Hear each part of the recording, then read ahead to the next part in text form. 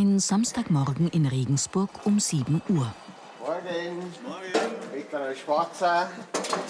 20 Minuten, vielen Dank. Gerne. Die Stadt schläft noch. Außer im Kiosk am Neupfarrplatz in der Fußgängerzone. Florian Rottke hat ihn mit seiner Freundin Katharina Hoffmann vor 3 Jahren übernommen. Und hier arbeiten die beiden immer samstags. Hast du die schon gesehen? Ja. Sind die Leute am Morgen schon gestrengt oder eher schnell und still? Das ist sehr unterschiedlich. Ich glaube auch je nachdem, wann sie aufstehen. Also manche sind halt schon ein paar Stunden wach und die haben natürlich schon ein anderes Tempo drauf als ich. Ja. Oder ich. Das Wetter ist einigermaßen trocken und dementsprechend glaube ich, dass es heute ein guter Tag wird. Die ersten Kunden sind immer die gleichen. Die Frau, die ihre TZ kauft, oder der afghanische Obstverkäufer Hassi vom Standal gegenüber. Danke. Danke dir, Mehmet. Tschüss. Dir auch einen schönen Tag. Ciao.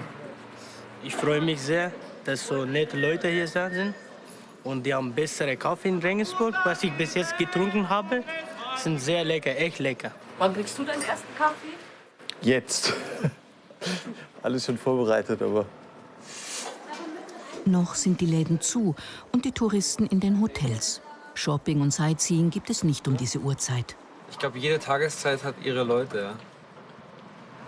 Wer ist so um die Uhrzeit da? Die frühen Seelen, die frühen Seelen. Ich weiß nicht, also immer anders eigentlich, ja. Warum sind Sie eine frühe Seele? Der Kleine hat mich aus dem Bett geholt, ja. Jetzt werden wir gerade alle gemeinsam wach. Da gehört der Kaffee dazu.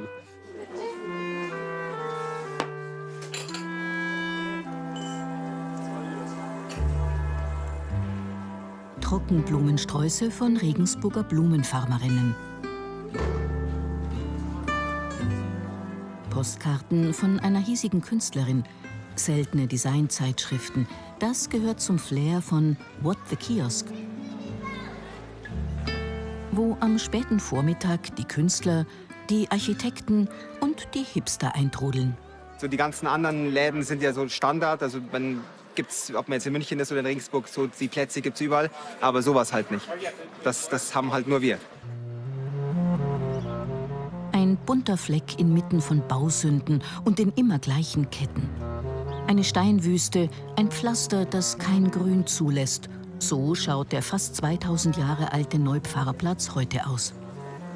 Gegenüber vom Kiosk betreibt Florian Rottke seine Designagentur Klein, Laut. Die ich rausgesucht habe, die auch ein bisschen die Atmosphäre. Hier entwirft er mit seinem Team das Branding unter anderem für Regensburger Spitzenköche, Goldschmiede, für Impfkampagnen oder auch für ein Jazzfestival.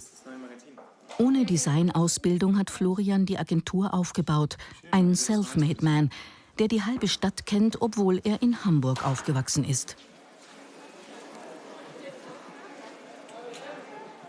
Also das war das, wo wir gesehen haben, dass beim Vorgänger immer weniger los war. Und wir konnten von hier das immer relativ gut beobachten. Das ist, glaube ich, auch Demo vorne. Im Fahrplatz ist immer was los. Und dann haben wir gesehen, dass beim Vorgänger immer weniger los war und haben dann erfragt, ob der Kiosk zu haben sei. Und so sind wir dran gekommen. Also der alte Kiosk, da war die Ware im Prinzip an der Oberfläche, also an den Fenstern. Man konnte gar nicht reinschauen. Und das war so eine Sache, die mein Geschmack oder unser Geschmack war, dass wir gesagt haben, wir wollen ihn unbedingt aufmachen, wir wollen die Sichtachsen öffnen und diesen Raum im Kiosk wieder sichtbar machen. Aber es ging definitiv so ein bisschen um Nachbarschaftsgestaltung, dass wir gesagt haben, okay, was könnte da jetzt reinkommen? Das nächste ist vielleicht eine Dönerbude oder das nächste ist vielleicht eben irgendein abgeranztes Café. Und jetzt hatten wir halt die Freiheit, uns sozusagen einen schönen Fleck direkt gegenüber von der Agentur zu schaffen. Und das wolltest du nicht jeden Tag anschauen, den Dönerbude? Nein. Und vor allem wollte ich auch guten Kaffee trinken. Jetzt muss ich mal kurz gucken, was da drüben ist, aber ich sehe es nicht. Hier beim Fahrplatz ist immer irgendwo eine Demo oder immer irgendwo jemand, der Musik spielt, auf jeden Fall. Ist halt ein lebendiger Platz, ne?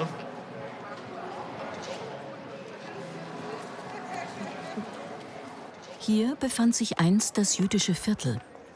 Doch vor 500 Jahren zerstört man die Synagoge und errichtet dort die Neupfarrkirche. Auf dem Platz, der früher das Geschäftszentrum von Regensburg ist, wird 1919 die Räterepublik ausgerufen.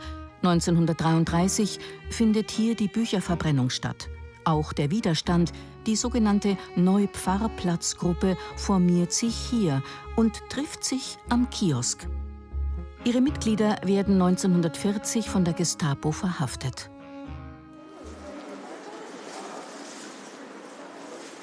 Auch heute ist der Kiosk ein Magnet, eine Insel, ein Fels in der Brandung. Hier führen alle Hauptwege in Regensburg vorbei. Und auch wirklich jeder ist willkommen. Wir haben hier unten unsere aufgeschobenen Kasse. Da können Kunden, die einen Kaffee für sich selbst kaufen, noch einen Kaffee extra zahlen. Und von dem Geld, was wir hier sammeln, können sich Leute, die sich keinen Kaffee leisten können, bei uns den Kaffee gratis für das Geld abholen. Uns ist es wichtig, damit jeder irgendwie auch Teil vom Kiosk sein kann. Ein Treffpunkt für die Nachbarschaft sein, das möchte Florian Rottke. Und darum haben Stammkunden wie Herr Huber ihre eigene Decke im Kiosk. Und den Metzgersfrauen vom Schmankerlwagen wird der Kaffee persönlich gebracht. Wie oft sind Sie da? Jeden Tag. Manchmal zweimal. Und warum? Weil ich das einfach gut finde. Es tut mir selber auch gut. Und was finden Sie da gut? Alles.